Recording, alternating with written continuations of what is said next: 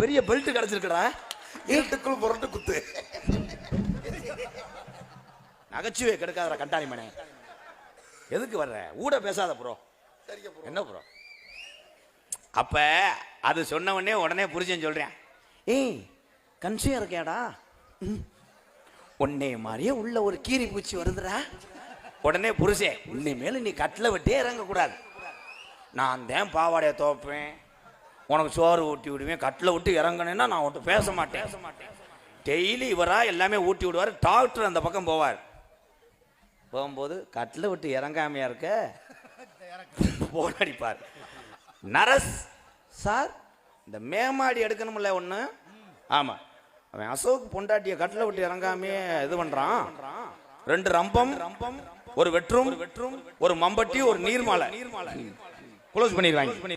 கொண்டு வரவனே தூக்கி போட்டு அறுத்துருவேன். அறுத்தவனே அந்த பிள்ளை வத்து அந்த தையலை பிரித்து கூட்டிகிட்டு வரும்போது ஊருச்சனம் பொம்பளைய ஊறான். நான் ஒண்டாட்டி பிள்ளை வத்து வர்றான், நான் ஆளாட்டி தட்டோடு இருக்குங்க. அப்படியே காரை விட்டு இறங்கினவனே பொம்பளைய ஊறான்.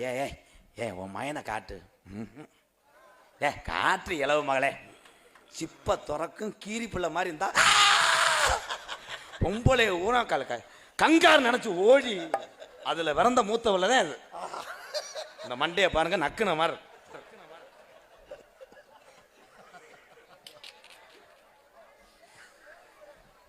கல்யாணத்தில் இந்த உசிலம்பட்டி இந்த பகுதியில் சொல்கிறேன், செக்கான அந்த பகுதியில், நம்ம விக்கிரமங்கலம் அந்த பகுதியிலனா ஊரில் அம்பலாறு நாட்டாமையா இருப்பாய. அவங்கள வச்சு தான் அன்னைக்கு திருப்பூர் நான் என்னப்பு ஒரு தட்டியை போட்டு குடிசை போட்டு அதுக்குள்ளே மாப்பிள்ளையும் பொண்ணையும் வச்சுக்கிட்டு இன்னைக்கு கல்யாணம் பண்ணும்போது முதல் நாள் சாயந்தரமே வந்துடுறாரு ஐயர்.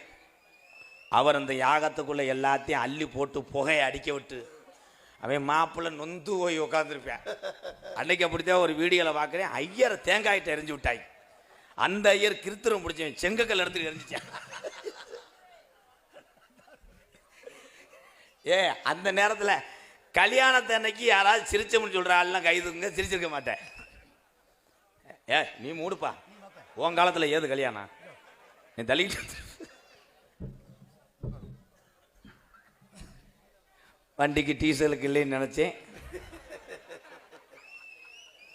திருப்பூர் பால்பாண்டி இரும்பு கடை மகன் மருது திவ்யா எம்கேஆர் அவர்களுக்கு 1000 மொத்தமே எனக்கு மருதமணி அண்ணனுக்கு ரூபாய் 500 1000 ரூபாய் அம்பளிப்பு கொடுத்த அந்த நல்ல உள்ளத்துக்கு நன்றி.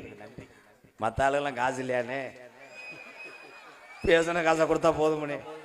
இன்னைக்கு என்னடா 3 சிலிண்டர் காலி ஆயிடுச்சு, பருப்பு வேகலையாடா, தர்த்தினி முடிச்ச உட்காந்து வழங்குமாடா. நேரத்தெல்லாம் 10,000 வந்துச்சு, இன்னைக்கா